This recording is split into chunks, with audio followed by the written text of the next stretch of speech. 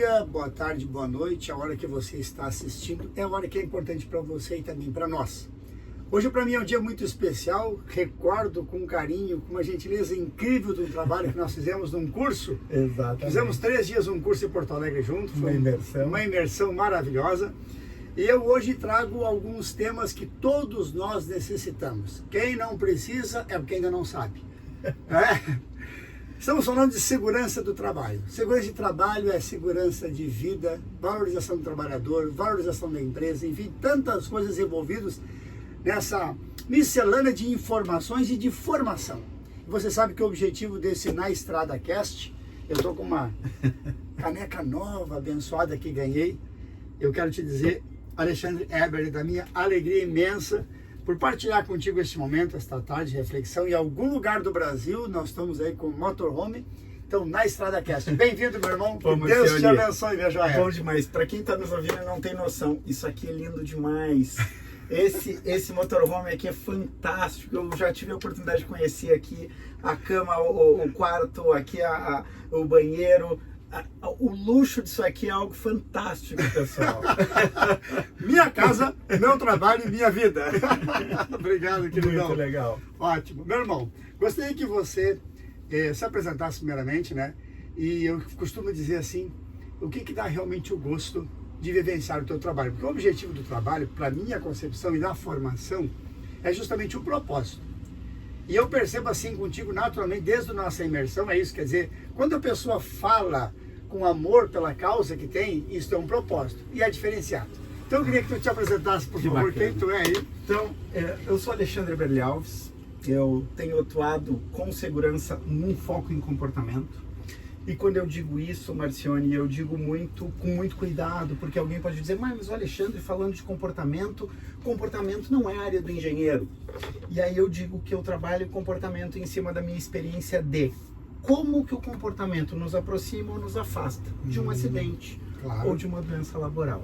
De onde é que veio esse conhecimento? Das investigações de acidente. Claro. Então, a partir disso, a gente começa a entender que tem algo que muita empresa se preocupa.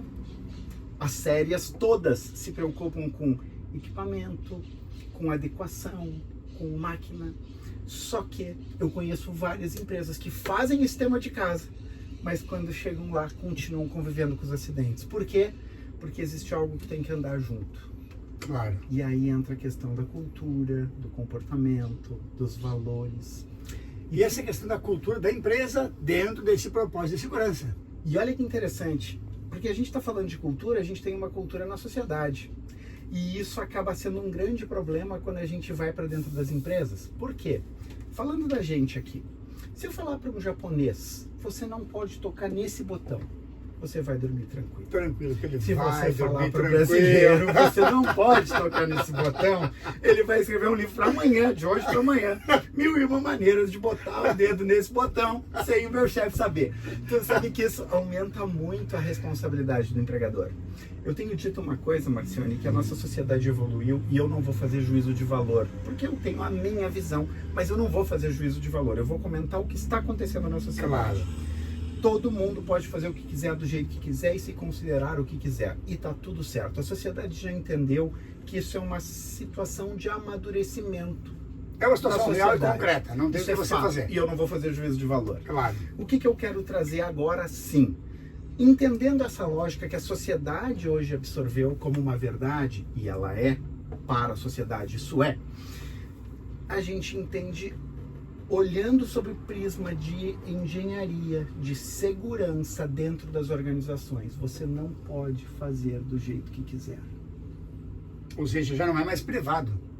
É que tem algo que tem uma virada extremamente importante, que é o seguinte: na sociedade você faz o que quiser, do jeito que quiser, e tá tudo certo, porque o que tiver de bom e de ruim dessas tuas decisões são tuas. Você absorve. Dentro de uma organização, se você sofrer um acidente fatal, existe alguém que vai responder por isso. Talvez até com processo crime. E sendo, inclusive, em alguns casos, condenado. percebe que quando eu coloco essa responsabilidade em outro, a minha ação já não pode seguir o mesmo caminho. Ela sai praticamente do mundo privado e passa para ser do mundo comercial, do industrial, ou seja, ele passa a ser coletivo. Aí você imagina que alguém que vem dessa cultura de sociedade, eu faço do jeito que eu quero, eu sou do jeito que eu quiser, e eu te digo, não, Marcione, aqui se você fizer isso e se machucar, não é você, vamos ser nós. Porque eventualmente você sofre um acidente fatal e eu vou responder um processo clínico. Então você não pode fazer desse jeito, porque sou eu que te contrato. Perfeito. Isso muda tudo. Né? Com certeza, com certeza. E como é que você percebe isso neste mundo do trabalho?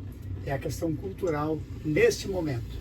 Porque a grande questão cultural justamente é essa do Brasil. A gente fala do brasileiro, né? Nossa, eu sou brasileiro, tu é brasileiro, né? Porque o brasileiro, não, o brasileiro sou eu. Nossa. O brasileiro é tu, né? E essa questão cultural, como é que tu percebe isso? Aumento de responsabilidade nesse sentido? Como é que vem essa realidade? Caramba, o que eu vou te dizer nesse sentido? É um trabalho que ele não termina nunca. Em especial quando a gente fala de segurança. Tem um autor que eu uso muito, a frase dele, a lógica dele, que trabalhar com segurança do trabalho é uma briga diária contra a natureza humana. Por quê? Porque a nossa natureza humana é de fazer do jeito mais fácil, mais prático e de menor esforço. E de menor custo, então, não se fala. Menor custo também. E aí eu vou para a segurança. Esse é o jeito mais seguro? Certamente não. E aí eu começo a ter que brigar diariamente. Eu costumo dizer que o profissional da área de segurança, técnico de segurança, engenheiro de segurança, ele tem que ser muito automotivado. Por quê? Porque ele vai se deparar com uma briga diária contra a nossa natureza enquanto seres humanos. Ou seja, é uma luta constante. É o legítimo do matar o leão por dia. Todo dia. Com certeza. Acorda de manhã pensando, hoje eu vou ter que ir lá brigar contra a natureza de todos os 500 funcionários, 1000 funcionários, Sim. 2000, 5000. E mais a direção da empresa. Outro ponto interessante. E mais a direção da empresa. Liderança nesse tema são as pessoas que vão fazer a diferença, né, Marciano? Então, essas pessoas é as que podem começar a mudar uma cultura. Inicialmente organizacional, mas isso permeia para a sociedade. O que eu quero dizer com isso? Vou falar de mim. Eu tive a experiência do setor elétrico que fez com que eu mudasse a minha forma de entender segurança. Certamente eu não estou falando da engenharia de segurança do trabalho, porque isso foi antes. Trabalhar no setor elétrico, para mim, fez com que eu enxergasse a segurança, e eu não estou falando do trabalho, eu estou falando da segurança, de uma forma diferente. Então, desde essa experiência, se eu tiver que subir na caixa d'água da minha casa, eu vou fazer de um jeito diferente que eu faria se eu não tivesse tido essa experiência. Percebe a mudança? Claro, claro. E essa mudança Mudou que aconteceu, muda muito. Essa mudança que aconteceu comigo é que eu procuro levar como consultor para dentro das empresas. Entendo. Tu começa a mudar a tomada de decisão.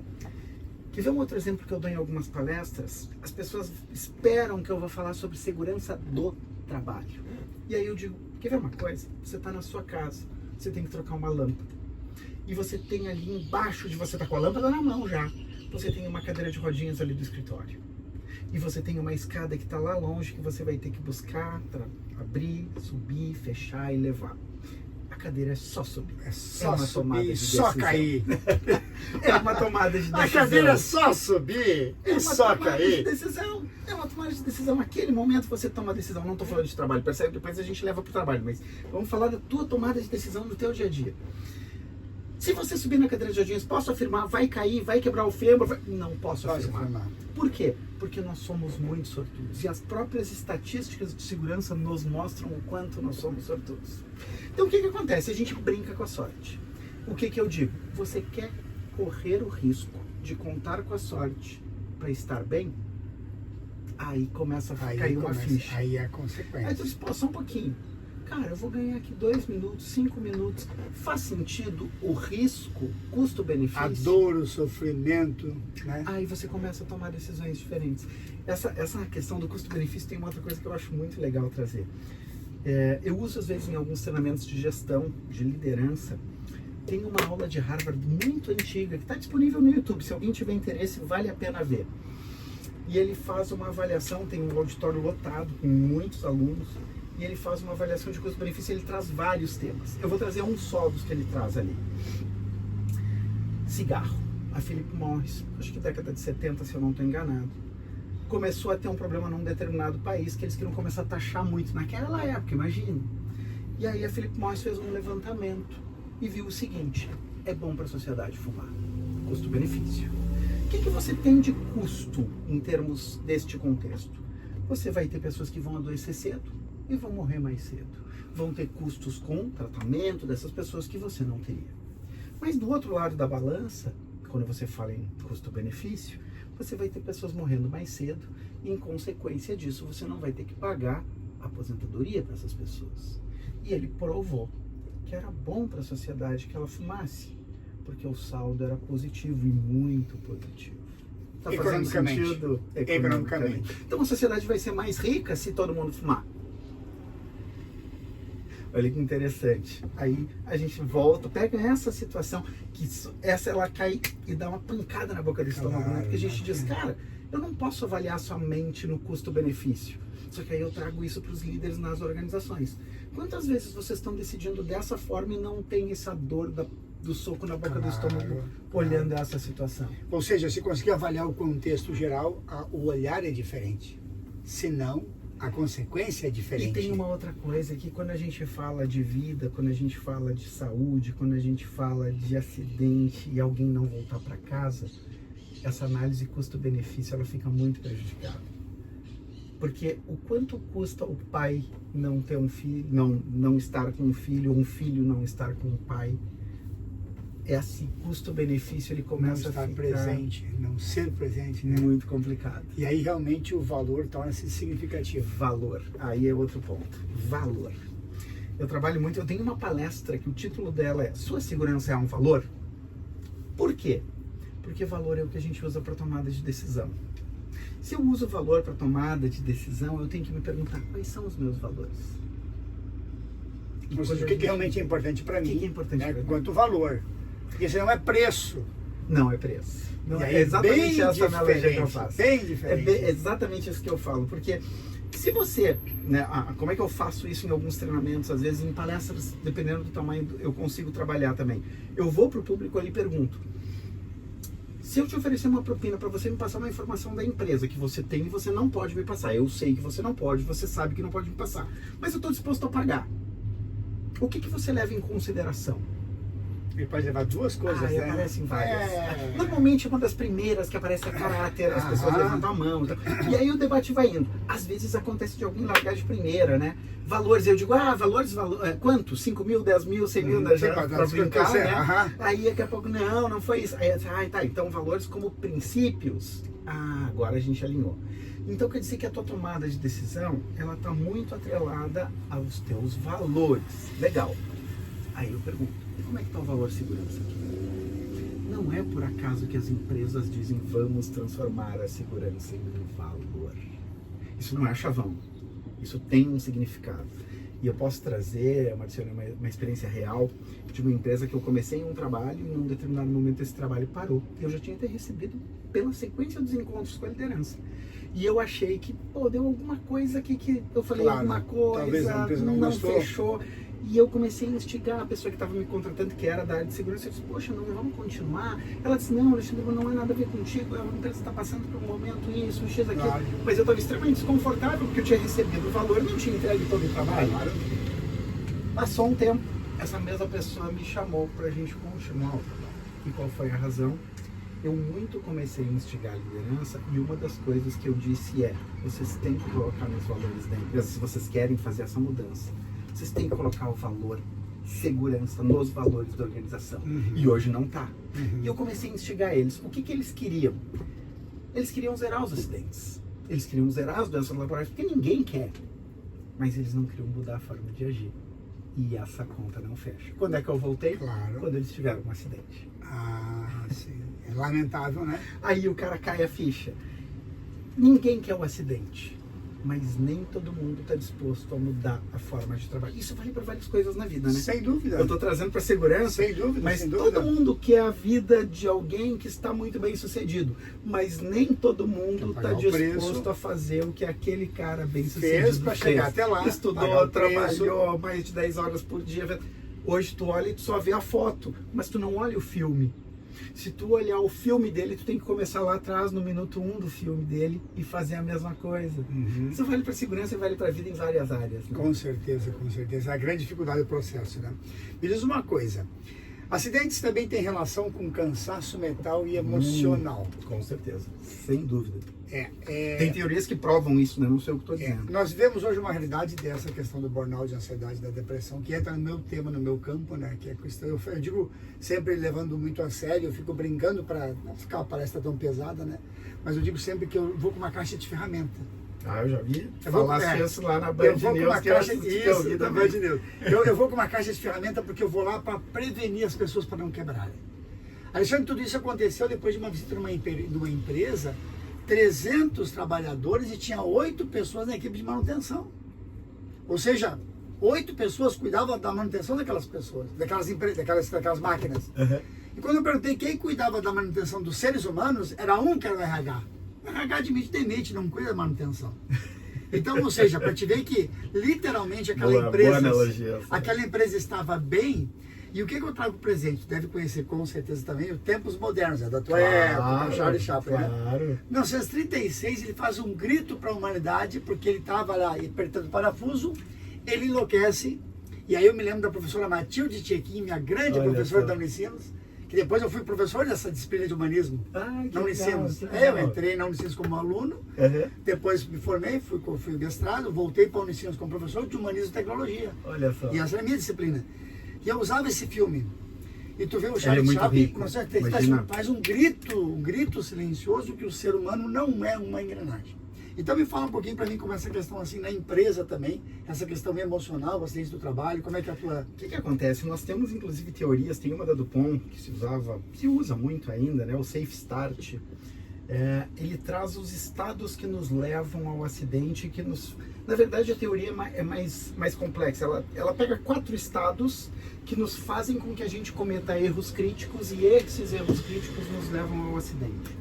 Então, é pressa, cansaço, frustração e complacência. Então, a pressa já está lá. Isso é teórico, não sou eu que estou dizendo. Pressa, cansaço, frustração e complacência. Então, segundo essa teoria, a gente já começa a entender o que você está falando, cai aqui perfeito. E eu estou falando de acidente apenas. Eu não estou falando de doença.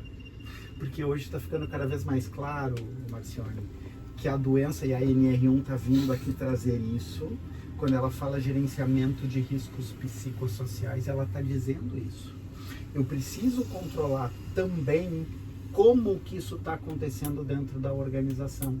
E aqui aqui eu queria trazer também um ponto bem interessante, porque está para entrar agora, e nós estamos falando agora, em maio, era para ter entrado em maio do ano passado, ficou para esse ano. Nós melhoramos muito, eu quero trazer o seguinte, nós melhoramos muito o nível do debate, mas ainda estamos muito longe de entender esse tema. E eu quero trazer isso como um alerta, mas também a gente olhar isso com um lado positivo. O que eu quero trazer com isso? Primeiro, se alguém que está nos ouvindo agora não souber, tá numa empresa, tem que fazer a gerenciamento de riscos psicossociais, tem que adequar a empresa NR1 e não estiver claro para você o que é perigo, risco, e não entendeu que isso tem que ser avaliado num formato de probabilidade e severidade. Se você está me ouvindo e não entendeu o que eu falei, não está claro para você como é que isso é na sua empresa, você não está fazendo gerenciamento de riscos psicossociais segundo a NR1. Porque o que acontece, Marcione? As pessoas estão criando, e isso é ótimo, as empresas estão olhando e estão dizendo, eu não posso ter uma pessoa doente aqui. E ela começa a criar várias ações maravilhosas. Eu vi esses dias palestras de empresas que estão fazendo coisas fantásticas, dando terapia para colaborador, coisas assim que tu olha e diz assim, cara, isso é o sonho de uma vida. Só que isso, se não tiver um caminho de entender perigos, riscos, probabilidade, severidade e ação, isso não está cascateado e não está conectado com a NR1. Está solto. Está solto. Eu disse para uma gerente de RH um tempo atrás, eu disse, lindo o que vocês estão fazendo. Eu só tenho uma curiosidade se isso aí está organizado conforme a NR1 pede. Por quê? Você tem que me mostrar, eu estou chegando, Ministério do Trabalho, né? Você tem que me mostrar quais são os teus perigos e riscos e quais as medidas de controle. Isso é gerenciamento de risco. Sim. Quando você me diz, mas eu faço... é boa vontade apenas. Isso tem coisas maravilhosas sendo feitas, mas não alinhadas. E o que eu estava falando, para não perder a linha que eu tinha falado antes, né, da parte boa, a gente está num movimento super positivo. Se a gente imaginar como é que começou a medicina do trabalho, um médico italiano simplesmente colocou lá nos prontuários qual era a profissão daquele sujeito que ele estava tratando. Foi assim que a coisa começou. Por quê? Ele começou a olhar, essa doença aqui que está aparecendo reiteradamente, estou olhando aqui, esses caras todos trabalham em Minas. Então quer dizer que existe um nexo causal entre a profissão e essa doença. Percebe? A gente está muito longe Isso começou uma pesquisa empírica, né? Não, e falando de riscos psicossociais, a gente está muito longe de entender ela. A gente está começando. Então é o momento da gente olhar. Se alguém hoje... Sim, tá certo. Os parâmetros estão com dificuldade de medir. E se alguém hoje disser assim, riscos psicossociais é comigo, eu sou o cara... Cuidado com essa pessoa.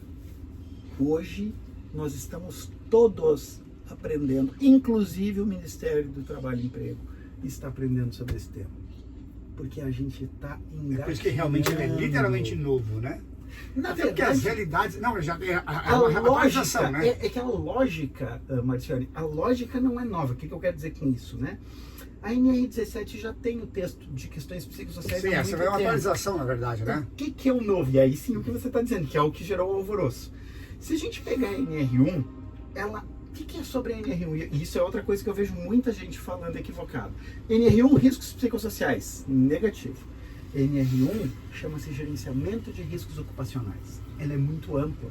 Quando eu estou falando sobre isso, eu estou falando sobre os riscos físicos, químicos, biológicos, ergonômicos e de acidentes. Dentro dos ergonômicos, tem os psicossociais. O que a norma fez que gerou esse alvoroço todo?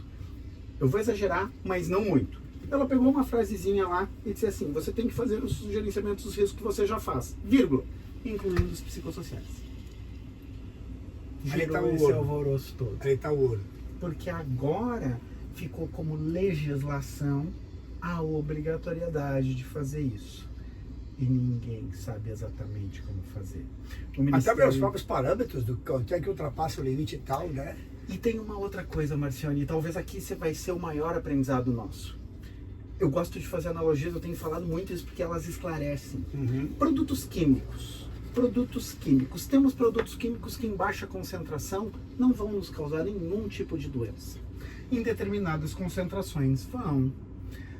Como é que eu descobri isso? Cara, são avaliações de anos, avaliando a engenharia com medicina, concentração, com como o corpo se comporta. Percebe que nós vamos começar essa avaliação agora?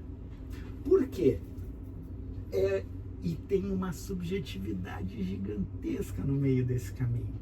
Para eu poder afirmar que essa doença que o Marcione desenvolveu está atrelada à liderança que percebe o quanto eu tenho um caminho para percorrer para afirmar que esse nexo causal, porque a nossa vida está cheia de questões psicossociais ocorrendo. Sim, até porque a gente costuma dizer, a pessoa sai de casa, eu sempre brinco na palestra, o cara sai de casa com a mochila da vida.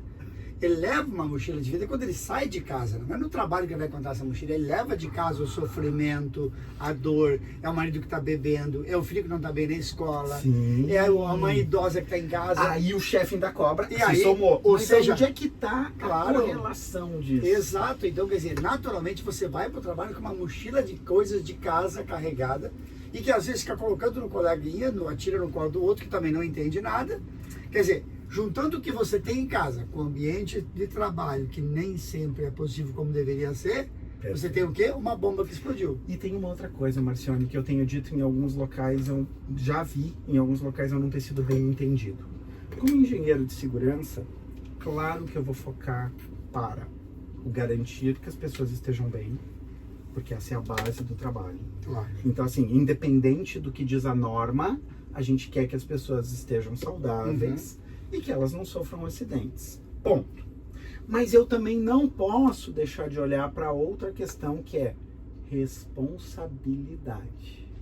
Você é responsável ou não por isso que aconteceu? Porque aqui a gente entra em boa fé e má fé, inclusive de empregador e de empregado. Outra analogia que eu uso. Eu conheço uma história real de um cara que torceu o pé no final de semana jogando bola Não falou nada, ficou quieto, chegou segunda-feira no trabalho e fez aqui, disse acidente do trabalho. Se é acidente do trabalho, existe uma responsabilidade do empregador. Se não, não. Eu estou falando de questões legais agora. E aí entra o caráter. Mas percebe que aqui entra uma coisa que o quão difícil é fazer esse nexo causal que eu estou contando aqui numa questão relacionada a alguém que está doente e está doente, mas o nexo causal. Ah, mas a empresa então, se ele tiver com esse problema, o cara torceu o pé no final de semana, tem que demitir ele na segunda. Não, eu não estou falando isso. Ela vai dar a bengala, ela vai dar o suporte, ela vai ajudar. Só que é diferente dela ser responsável por aquele acontecimento. Claro, claro. Faz toda a diferença. Mas em alguns momentos eu tenho falado sobre isso, eu percebo pessoas, não, a empresa vai ter que... Eu digo, pessoal, cuidado. Cuidado, porque senão eu vou dizer que você passa a ser responsável por coisas que você não fez na tua vida e você vai dizer, isso é injusto. Mas para a empresa, muitas vezes a gente olha e não quer saber se é justo ou não, te vira com esse problema. Uhum. E esse problema hoje no Brasil é grande, a gente está falando de 500 mil aproximadamente, né, de pessoas por ano sendo afastadas por questões psicossociais. Quando a gente olha esse número, a gente se apavora. Dependendo de quem eu olho nas redes sociais, ele puxa isso dizendo, tá vendo como as empresas estão adoecendo? Eu digo, calma, mergulha nesses dados. Vai nos dados da Previdência, mesmo, ela. E aí você vai ver que desse 500 mil, menos de 5% tem nexo causal comprovado. E aí existe uma crítica. Ah, mas Alexandre, tem uma subnotificação, que eu até acredito que tenha. Por quê? Porque a empresa muitas vezes, também de má fé, porque a má fé tem do empregador, do empregado que eu falei, mas tem do empregador, ele não quer assumir a responsabilidade. E aí pode acontecer a subnotificação? Pode. Deve estar acontecendo? Acredito que sim. Mas percebe que se eu 95, triplicar isso aí, ainda eu vou chegar um pouco mais de 10%, talvez. Ou seja, mesmo assim... Mesmo com subnotificação, e eu acredito que tenha, eu ainda tenho... Qual é o resumo para a gente conseguir vencer? A nossa sociedade está doente. Sim. Nós estamos com 500 mil de pessoas sendo retiradas do ambiente de trabalho em razão disso. Nexo causal. A gente precisa aprender mais sobre esse tema. E numa primeira avaliação, com os dados que temos, não parece ser o trabalho o maior causador dessa doença. Nossa sociedade está doente. Eu digo uma linha, Alexandre, basicamente que eu trabalhei nessa dimensão, né, basicamente, bastante seriamente nisso. Eu trago presente para reflexão também um pouco isso, né, que eu vivi a experiência da Covid na carne. Eu era padre nesse período. Então, o pós-Covid, eu digo que a Covid trouxe algumas coisas que alguns psicólogos concordam, outros não. Eu digo que a Covid fez algumas coisas conosco, por exemplo. Muitas pessoas, 90% ou 100%, tinham medo de morrer. Ah, mas eu não tinha. Falava, mas tinha. Na hora que pegava, dizia, meu Deus, pode tinha medo de morrer. Mim. Só que tinha uma outra coisa que eu comento sempre, que as pessoas tinham medo de matar, Alexandre. O medo de matar é porque eu tive Covid e a pessoa que cuidava de mim, eu tinha medo de matá-la. Por quê? Porque agora estou falando assim, passou. Mas na época não.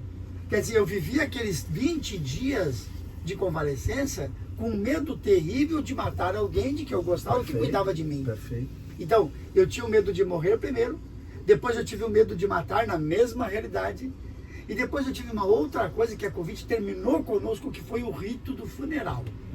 E eu vivi isso literalmente também na pele. Triste demais. E eu vou brincar para você entender como é que é, eu vou brincar para não ficar tão pesado, né? Mas o seguinte, para você ver, a gente, na vida militar você tem as honras fúnebres. E a gente brincava entre nós assim, que eu não queria morrer naquele período, que eu não teria direito às honras fúnebres, que é o funeral mais lindo que tem da vida militar, que a gente já participou do funeral militar, sabe? É uma despedida bonita, né? É uma despedida bonita, com honras fúnebres, com honras militares, a família recebe a bandeira. É um evento, quem participou de uma cerimônia militar, é um evento emocionante. Claro. Tudo isso na Covid desmoronou. Claro. Por quê? Claro. Não vou juntar pessoas. Porque não podia juntar pessoas, não podia ir ninguém. Então a Covid fez uma outra coisa. Ela terminou com o rito do funeral. Porque morreu um parente, nós vamos todo mundo lá se abraçar, ficamos um dia... é repleta e importância dos ritos. De ritos. Então nós vivemos um rito que é o rito da morte. Morreu de madrugada, tu vai avisar todo mundo. Ainda que o cara mora na frente de casa. Não precisa avisar de madrugada, avisa de manhã. Mas tem que tirar o outro da cama de madrugada. Perfeito, então, a gente avisa todo mundo que morreu de madrugada, porque... Então, a Covid fez algo conosco que nós estamos pagando um preço até E agora. pagaremos. E nós íamos, Muitos. daí tinha que todo mundo ir para casa. Quantos casamentos se desfizeram naquele período, né? Quantas escolas deram aulas maldadas quando a gente começa a pensar. E de novo, né? Não é fácil a gente fazer a crítica. Naquele momento era o que tínhamos. É o que nós Nós tínhamos. não podíamos fazer um funeral que daqui a pouco ia matar mais pessoas. Perfeito. A gente entende. Só que a gente agora está olhando, passado isso, olha para trás e diz, opa, isso aqui ficou ruim, isso aqui não deu certo, isso aqui se perdeu. E sabe o que é o pior? Muitas dessas partes que se perderam não voltaram. Aham, Com certeza tem muitas coisas que, na verdade, a Covid acelerou algumas coisas positivamente. Por exemplo, Também. a gestão, reunião online. Perfeito. Isso ela havia começado, ela obrigou agora. Já existia, mas não era algo. Ainda existia muito preconceito, existia muita barreiras. O próprio trabalho home office, né? Que até brinquei que o meu motorhome era home work, é home office, na verdade, né? Então o próprio trabalho home office que foi depois meio que voltou e agora está nesse limbo ainda, vai e volta, fica, não fica, né? Então teve muitas coisas, a aula online. Eu fui professor da Unicinos, uma turma de 40 alunos, o tempo que você gasta. Para mim, pior não é a aula, é a prova online. A gente é professor, vive isso. A prova online. Né? A prova online hoje, e hoje ainda mais, com inteligência artificial. O cara pega a tua prova, bota na inteligência artificial, ele simplesmente copia, ou talvez nem precise, gera o arquivo. Pronto. Né? Quer dizer, literalmente, quer dizer, o ensino nesse sentido piorou bastante, porque a possibilidade facilitou o acesso porque é online, mas piorou a qualidade. Por isso que muitas vezes a questão do acesso com a qualidade é bem diferente, né? Perfeito. Eu quero voltar a esse outro tema contigo aqui, meu irmão.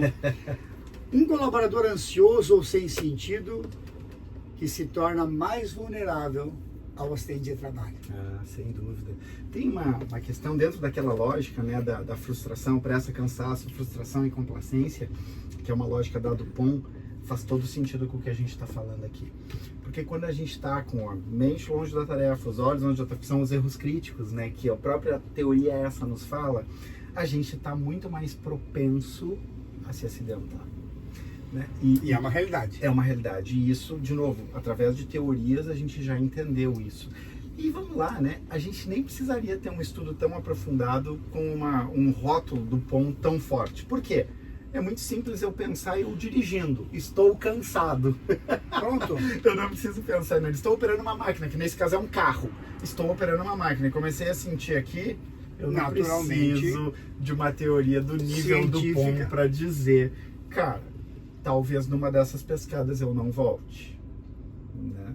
Então tem algumas coisas, cansaço, pressa.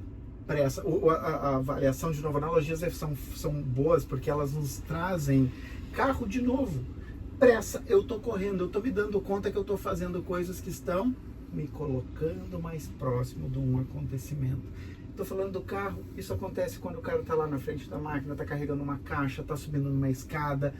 Tudo acontece da mesma forma, porque são acidentes. A diferença vai ser se ele vai acontecer no momento que você está a serviço ou se você está fazendo isso no teu momento de vida pessoal. Ou seja, a possibilidade ela é muito grande porque ela só tem o agregador, né? O valor a mais, a possibilidade maior. Eu digo muito o seguinte, né, Marcione? A gente, quando fala de segurança, a gente tem uma questão que depende da empresa, e é verdadeira, porque a empresa faz o investimento numa adequação de uma máquina, compra uma máquina boa, isso compra o EPI, né, compra o equipamento de proteção, isso depende do empregador. Mas tem uma parte que depende de nós. Isso é que eu levo muito nos trabalhos que eu faço. Para a liderança, primeiro, ele é o exemplo. Que exemplo você quer dar? Como é que você está tratando isso? E quando eu estou falando cooperação, como é que você está tomando decisão no dia a dia? E mais, quando você vê o colega fazendo errado, você para ele. Eu tive um trabalho no interior do Pará que eu ouvi uma história fantástica. Estava no final do treinamento e um cara mais sênior chamou a palavra e eu percebendo que vinha alguma coisa forte ali, porque até os colegas, assim, quando ele começou a falar, ele disse: Alexandre, como eu gostaria de ter tido um momento como esse no começo da minha carreira. Porque eu era jovem, eu comecei um trabalho junto com um profissional mais sênior, nós fomos fazer um trabalho numa máquina, ele começou fazendo do jeito inseguro e eu sinalizei muito de leve, poxa, mas esse jeito nós não tínhamos que, né? E ele disse, não, mas aqui vai ser rapidinho. E eu vi esse cara ser esmagado na minha frente. Morreu na minha frente. E eu não senti naquele momento o empoderamento que você está nos dando. É claro, ele não usou esses termos, era um cara mais de operação, assim, mas a lógica que ele trouxe foi assim, para encerramento, muito triste o que ele estava trazendo, Claro. mas para encerramento foi assim, botar um top no treinamento e dizer, pessoal, olha só, é disso que Precisa nós de estamos algo falando. mais? É disso que a gente falou. Se pudesse parar o treinamento, a gente só ter esse momento aqui, tá aqui a mensagem. Ou seja, estava claro que a questão de eu, como colega, deveria ter agido, né? Tu sabe que eu não vai fazer julgamento de ninguém, mas eu fico sempre, eu dei uma palestra logo depois daquele acidente, daquele time de futebol, e aquela mulher disse, você não pode decolar, mas o cara decolou. Para esse avião, pronto, quer dizer, você não pode decolar, o cara decolou, era o próprio dono. Tá fora do procedimento, tá fora do procedimento. Para tudo, não pode, para aqui. Quer dizer, é a capacidade de você ter de dizer, não faça isso e assumir isso, né? Cultural, até porque o quanto nós também como sociedade, porque tem outra coisa que eu trabalho muito quando eu faço esse tipo de trabalho, principalmente na operação. Você está preparado para ser parado? Ou seja, preparado. Quando eu falo isso, eu percebo que muitos, linguagem corporal, né? Né? Eles entendem, poxa, eu acho que se um colega meu me dissesse, ô cara, não vai fazer desse jeito, peraí. Eles dizem, o que tu tá pensando, rapaz? Vai cuidar da tua vida. Olha só, E né? isso é uma coisa que eu tenho levado muito, porque o que eu acredito, né, Marcione? A gente falou do propósito inicial. Eu tenho um propósito. Eu tenho um propósito, grande vontade de fazer algo, né? Claro. Na lógica da definição tem várias, mas essa é uma delas. Eu tenho a expectativa de estar reduzindo acidentes, de estar reduzindo dores e doenças laborais, levando isso para pessoas, né? Então, quando a gente olha situações que nem a gente está trabalhando aqui, eu consigo fazer alguém mudar, para mim fez sentido. Propósito. Então, dentro dessa lógica, a gente trabalha a organização, mas trabalha o sujeito. Ou seja, e aí, Alexandre, quando a gente fala de uma coisa subjetiva, né, que é a questão impossível que você não consegue jamais mensurar o resultado e o retorno de vidas que foram salvas. O que Isso é incrível, né? Porque por isso que São Paulo, vou levar para o meu ninho, né? São Paulo diz que uns plantam, outros regam e Deus é quem colhe. Quando você vai numa empresa e dá uma palestra, quando você vai numa empresa, dá uma palestra que você mudou a cultura daquela empresa, você nunca vai conseguir medir se vidas foram salvas e foram. E você nunca vai medir isso. O grande ponto é que quando a gente chega nesse tipo de situação, agora eu vou falar de matemática, né? Quando a gente chega nesse tipo de ponto, a gente não tem nexo causal direto. Eu acessei o Marcione, ele não subiu a escada, salvei a vida dele. Isso não existe. Isso não existe. Não é assim que funciona. Claro. Como é que a engenharia de segurança achou uma forma de trabalhar isso? E é um trabalho que veio sendo debatido durante anos. Hoje a gente tem isso. Tem pessoas criticando esse trabalho, eu sei, mas eu particularmente gosto. Por quê? Porque quem criticou, e eu até entendo a crítica, não apresentou um melhor. Então, o que eu quero trazer? Tá ótimo. Eles atuam, essa lógica chama-se pirâmide de desvios. Ela diz o seguinte, a cada 30 mil desvios, eu tenho 3 mil quase acidentes, 300 acidentes sem afastamento, 30 com e uma morte. Porque eu não estou mais falando de este desvio te matou, não, eu estou falando o seguinte, estatisticamente, e essa é a lógica e essa teoria veio sendo trabalhada durante muito tempo, décadas, tá? Ela começou como dano à propriedade e foi começando a entender. Então, ele não faz um nexo causal direto, tá? Ele faz um nexo de proporcionalidade dentro da lógica da estatística. Então, o que ele entendeu? 30 mil desvios, eu salvei uma morte.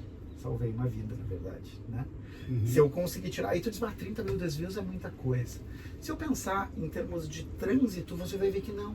Porque você imagina o seguinte, agora, nesse momento, quando a gente está conversando aqui agora, quantas pessoas estão dirigindo sem habilitação? Quantas pessoas estão dirigindo bêbadas? Quantas pessoas estão dirigindo sem manutenção no veículo? Vai somando.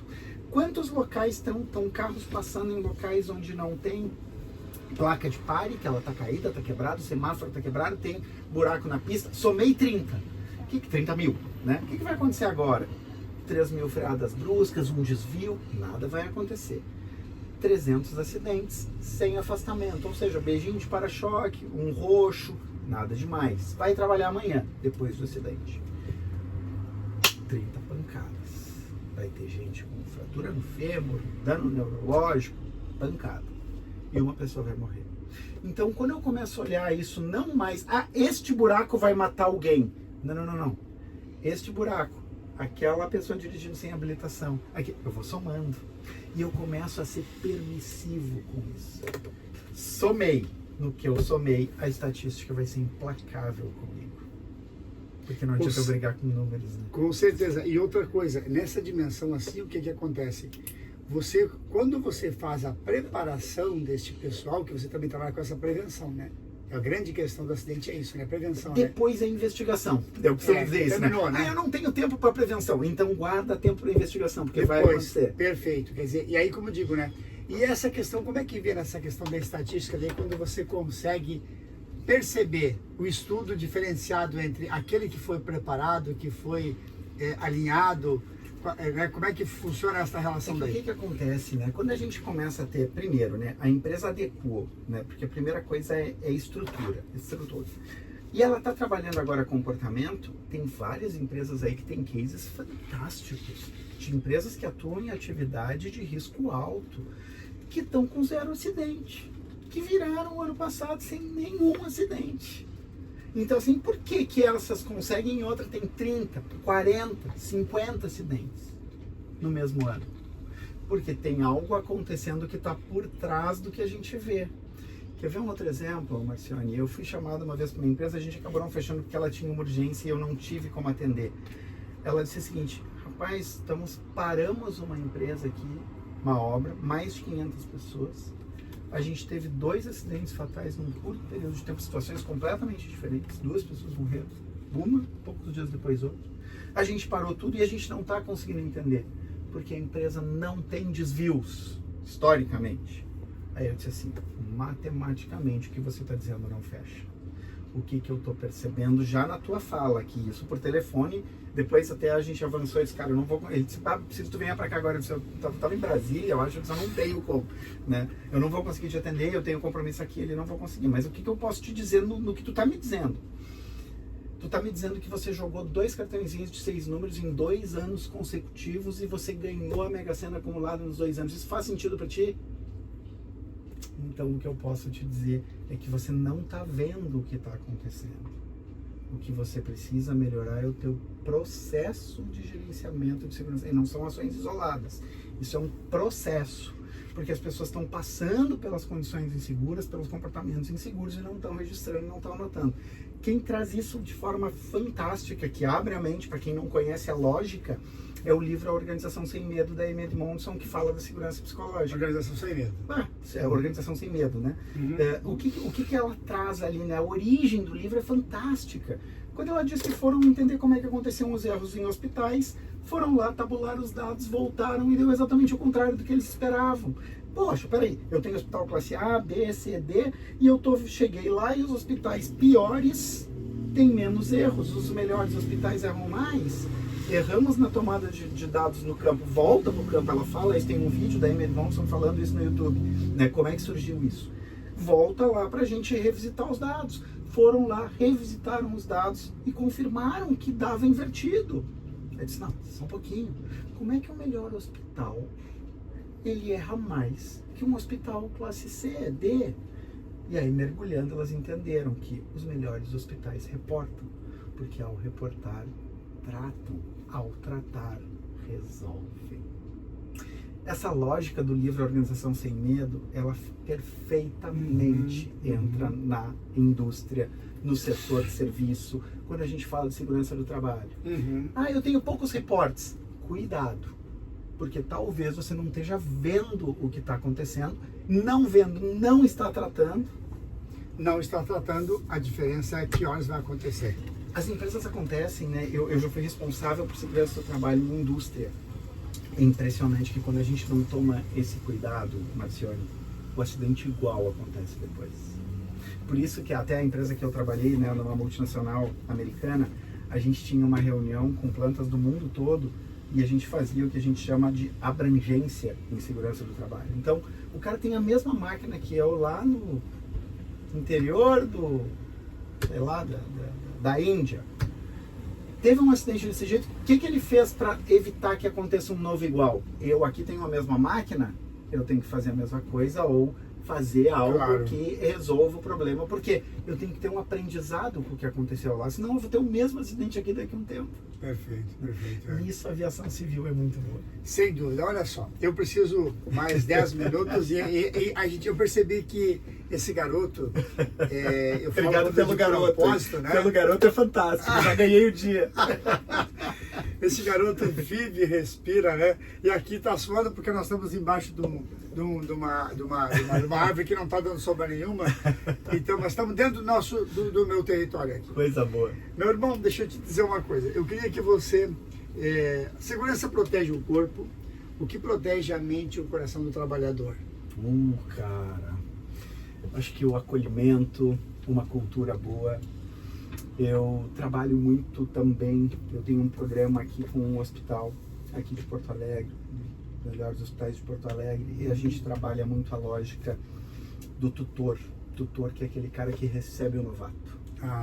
E aí a gente começa a ver dentro da linha do que você está me perguntando, como é que a gente trabalha isso? Com acolhimento, com boa relação, com cultura. Eu tive uma experiência muito legal também que eu posso trazer, e aí vou falar de mim, quando a gente fala do se sentir bem, do se sentir acolhido. Eu dou aulas, e aí quando o case é bacana, a gente até pode dizer o nome, né? Claro. Eu tomo muito cuidado por questões éticas das empresas que eu entro, não contar por óbvio. Às vezes eu conto o case, não digo aonde, mas esse é bacana, eu vou contar. Eu dou muita aula na Uno Chapecó, né? E pós-graduação, então eles me contratam para dar uma coisa mais linda. Você chega no hotel, antes de dar aula, você abre a porta, está lá na cama, um bombonzinho e uma folhinha. Professor, muito obrigado por vir aqui compartilhar seus conhecimentos conosco. Aquilo ali, tu já olha aquilo ali e diz, é o diferencial, né? Vou chegar na aula com muito mais vontade de fazer isso. Por quê? Porque é o carinho que você tem. Trazendo isso para nossa lógica aqui, para o debate que a gente está fazendo aqui, Marcione e pessoal, eu tenho trabalhado muito falando o seguinte: trabalho é algo muito bom. A gente tem que tomar um cuidado, essa lógica da NR1, riscos psicossociais, a gente tem que tomar um cuidado para não demonizar o trabalho. Porque eu acho que o trabalho... O sextou para mim é complicado, porque ninguém fala segundou, né? Rapaz, toda vez depois que eu me aposentei, especialmente para mim, é domingo de noite, que benção, mas é segunda-feira. Mas só tem gente com sextou, virou mania. Virou mania. E tem uma coisa, isso que você está falando, reforça o que eu estou dizendo. Eu não estou falando do pagamento de contas no final do mês, que também é importante, mas eu não estou falando disso. Quem está ouvindo a gente aqui já ficou sem estar trabalhando, deve entender o que eu estou falando. E eu não estou falando de questões financeiras. Então a gente tem que tomar muito cuidado também, Marcione, para não demonizar, dizer que o trabalho adoece, que o trabalho é isso, o trabalho é aquilo, e a gente não lembrar tudo de bom que ele traz, que o trabalho traz. Inclusive eu estou finalizando já uma palestra que eu quero trazer isso, porque agora uma das coisas que vai bater muito é a NR1. E eu quero trazer a visão da NR1 não apenas sobre o prisma da engenharia de segurança e do cuidado do empregador. Eu quero trazer a NR1 sobre o prisma de quem estiver me ouvindo. Quem está na empresa está cuidando como do colega do lado. Não é mais o empregador. É quando eu estou cuidando do Marcione enquanto eu estou com ele. Aqui, nós somos colegas de trabalho, eu estou cuidando dele, eu estou vendo que o Marcione está mal. Eu estou cuidando dele. Ah, não, mas o empregador, faça a tua parte. Claro, com certeza. Meu irmão, deixa eu te dizer, é maravilhoso assim, né, e encantador, até porque conecta muito o teu tema com o meu tema, né? Segurança no trabalho. E eu sempre, desde o primeiro dia que eu conversei contigo lá na nossa imersão... É verdade, deu match. Eu diria que literalmente é o que é, porque tu trabalha essa dimensão toda da questão cultural da empresa, da segurança do trabalho, mas eu falo sobre a espiritualidade do trabalho, da dimensão que não foi também tocou, porque tudo está imerso na mesma dimensão, que é o cuidar do ser humano, cuidar da vida, né? Perfeito. E, como disse, é o cuidar daquela pessoa que está no ambiente de trabalho e que ele sai de casa para trabalhar com segurança e ele quer voltar com segurança. Né? E aí quando ele é responsável pela segurança dele e do colega de trabalho dele, ou seja, essa é a dimensão da vida. A responsabilidade, porque a máquina IA, e eu costumo dizer assim, quanto mais nós avançamos na IA, mais nós temos que nos preocupar com nós e com o humano. Sem dúvida. Porque justamente é este humano que precisa de atenção, de carinho, de reflexão, de apoio, né? De tutoria, de cuidado, para que o acidente não aconteça. Perfeito. Porque se o acidente acontecer, com certeza a dor, e tem uma frase que a gente costuma dizer, né? Para consertar é muito mais caro e mais doloroso do que prevenir. Se tiver conserto, porque uma morte não tem. Eu uso essa expressão, foi mesmo a tua que tu usou, eu uso na minha palestra quando eu falo sobre a minha mana. A minha mana no ambiente de trabalho, ela levou, quebrou, não teve conserto porque ninguém do trabalho percebeu isso. Ou seja, ainda que não foi um acidente de trabalho, mas ela não estava bem e também estava no trabalho. Então, o que eu quero dizer com vocês aqui? Essa questão de tu falou muito bem sobre esse ponto também, de todos os outros que tu fala, né? Sobre a questão do estar bem, do ser humano estar bem. Eu quero presentear, porque o outro livro tu já tem, né? O meu outro livro tu já tem. Eu tenho aqui um livro que eu costumo dizer que é uma parceria de vários colegas, autores palestrantes. Eu tive a primeira parte, eu fiz um capítulo desse livro que fala sobre a minha palestra de espiritualidade nas empresas. E aqui foi uma iniciativa que nós tivemos assim, que foram vários palestrantes. Então aqui tem uma coletânea de palestrantes. E eu fui na PUC fazer o lançamento para esse grupo aqui. Olha, são vários palestrantes aqui, gente boa, cada um na sua área, cada um no seu tema.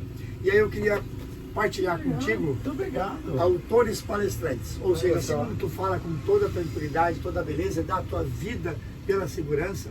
Esse pessoal que está nesse livro aqui, cada um fala do seu jeito, da sua forma. Eu estou aqui no meio, então, tá? E aí tem um pessoal muito queridão aí que eu gosto muito, a Rosângela Luft, que é outra criatura de formação também. Ou seja, o Gilberto Ponce Dias, essa criatura aqui da região do Rio Grande, eu acho que ele é ali. Olha aí, uma gurizada maravilhosa, né? Mulheres, Liderança e Carreira, que é a Litiele Moraes. Então, são vários autores, depois eu vou colocar ali o Instagram de cada um deles, partilhando com vocês. Meu irmão, eu quero te presentear esse livro, porque as tuas palestras, eu tive a oportunidade também de assistir lá na nossa imersão, né? Ela é encantadora porque realmente você partilha a tua vida. Partilhar a tua vida é a segurança daquilo que tu acredita e de valores que não é preço. Não é preço. São valores. Tomada e por isso, de decisão. tomada de decisão. Por isso que eu digo para ti assim, como palestrante também, né? Te admiro muito com relação a gente É recíproco. obrigado, parceiro nessa dimensão de formar gente. E quando tu forma uma pessoa, que se ela sai de uma palestra tua e ela tem consciência de que eu preciso mudar isso, mudar só uma coisa, talvez salvou a vida dela e de muitas pessoas. Sem dúvida. Que a gente não consegue medir, mas uns plantam, Deus rega, outros regam e Deus é quem colhe. Excelente. Obrigado de coração por pelo esse convite, momento. Foi Tá? 10, muito Aqui bom. está teu presente. Obrigado. E vou permitir que tu deixe uma Olha. mensagem final pro teu pessoal aqui. Olha, que bacana. Pode fazer um convite do teu trabalho, se quiser fazer um convite, como é que te localiza, enfim, a gente vai colocar depois o arroba, né? Deixa uma mensagem final para esse pessoal. Primeiro, por queria te gentileza. agradecer, né? A oportunidade de estar aqui, de conhecer o Motorhome, que nem eu falei no início, é fantástico, pessoal. Vocês não têm ideia do quão bacana é esse local que a gente está, com a possibilidade de estar girando por todos os lados. Mas, dentro da mensagem final, não pode ser diferente de eu falar de segurança. Que a gente comece a tomar decisões cada vez mais. E eu não estou dizendo que você não está, eu estou dizendo para você parar para refletir. Quando a gente estuda andragogia, aprendizagem de adultos, e a gente quer que a pessoa mude um comportamento, a primeira coisa que a gente tem que fazer é a pessoa refletir sobre aquele tema. Não adianta eu vir aqui, e eu tenho plena consciência disso como profissional da área de segurança, que dá treinamentos de segurança, eu trazer um monte de conteúdo. Esse conteúdo só vai fazer sentido para você se eu conseguir te acessar. E eu queria acessar quem está te ouvindo, o teu público aqui. Quanto custa um acidente? E eu não estou falando de questões financeiras. Qual a diferença de eu fazer, por exemplo, uma viagem a 80, a 100, a 120, a 140? No final eu vou ter ganho 10 minutos e talvez eu tenha perdido a minha vida inteira. E isso vale para qualquer atividade que a gente esteja fazendo. Então, essa é a reflexão final que eu gostaria de deixar para o pessoal que está nos ouvindo e que a gente possa estar trabalhando cada vez mais com segurança. O quanto a gente pode, por exemplo, no nosso dia a dia, beber e dirigir, né? Quantas coisas a gente tem, pegar a escada quando tiver que trocar e não subir na cadeira de rodinha. Sabe que a gente começa, eu costumo dizer que quando a gente acorda para um determinado tema, na verdade não sou eu, a gente é assim.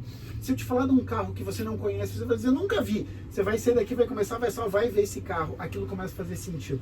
Eu falo de segurança, eu digo que a gente tem a rádio da segurança.